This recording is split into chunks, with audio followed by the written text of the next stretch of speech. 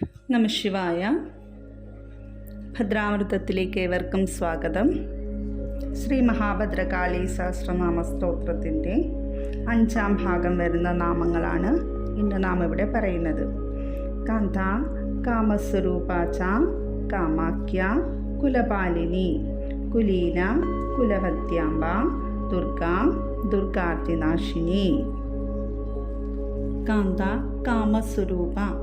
ദേവി പൂർണ്ണ സൗന്ദര്യത്തിൻ്റെ പ്രഭയായി വിളങ്ങുന്നു.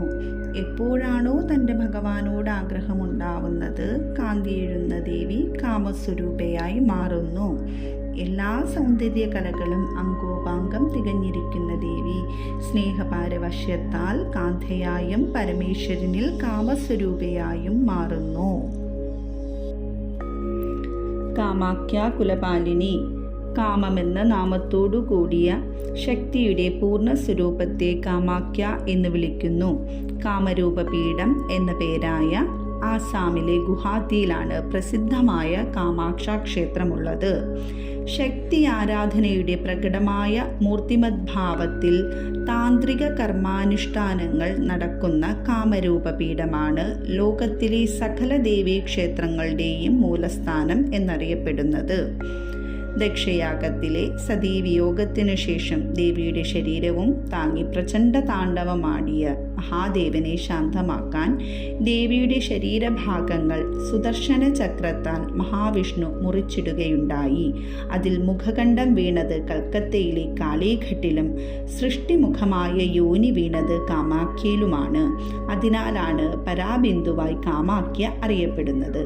കാമാക്യയിലെ നീലാചൽ കുന്നിൽ ദശമഹാവിദ്യകളെയും ദർശിക്കാവുന്നതാണ്. ജ്യോതിശാസ്ത്രത്തിൻ്റെ ഉദ്ഭവമായ പ്രാഗ്ജ്യോതിഷപുരവും ഇവിടെ തന്നെയാണ്. കാമാക്ഷ എന്നും കാമാക്യ എന്നും അറിയപ്പെടുന്ന ദേവി ത്രിപുര ഭൈരവി ഭാവത്തിലാണ് ശോഭിക്കുന്നത്. നിരവധി ശാക്തതന്ത്രങ്ങളുടെ ഉത്ഭവവും ഇവിടെ നിന്നാകുന്നു. പരാപ്രകൃതിയുടെ മൂലസംവിത് സ്വരൂപമായ ദേവിയുടെ കണ്ണുകൾ ബാലാർക്ക സദൃശ്യമാണ്. ആഗ്രഹിക്കുന്നതെല്ലാം ഇച്ഛമാത്രേണേ കരഗതമാകുന്നതിനാൽ സദാകാന്തയും കാമസ്വരൂപയുമായ ദേവി ശ്രേഷ്ഠമായ തൻ്റെ കുലത്തെ പരിപാലിച്ചുകൊണ്ട് കുലപാലിനി എന്ന നാമത്തെ വരിച്ചിരിക്കുന്നു.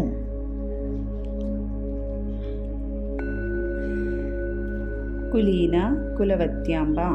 ശ്രേഷ്ഠമായ ഗുണങ്ങളെല്ലാം തികഞ്ഞിരിക്കുന്ന ദേവി സാധകതലത്തിൽ കുലീനമായ പദവിയെ അലങ്കരിച്ചിരിക്കുന്നു.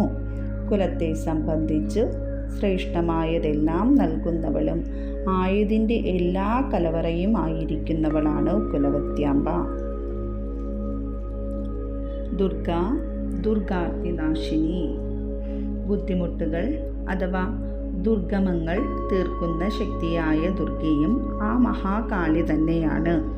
മഹിഷാസുരനെ വധിച്ചവളും ദുർഗമനെന്നു പേരായ അസുരനെ വധിച്ചവളുമായ ദേവിയെ ദുർഗ എന്ന് വിളിക്കുന്നു.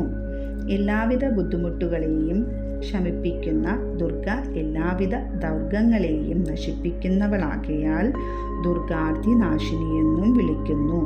സതീദേവിയായും പത്മനാഭ സഹോദരിയായും ദുർഗയായും പാർവതിയായും അവതാരങ്ങളെടുത്ത് ലോകപരിപാലനം ചെയ്യുന്നത് അധ്യാശക്തിയായ മഹാകാലഹൃദയവാസിനിയാകുന്നു. ഓം നമഃ ശിവായ. നന്ദികേശ്വര പ്രണാമം. ഭഗവാൻ ശൂലപാണി.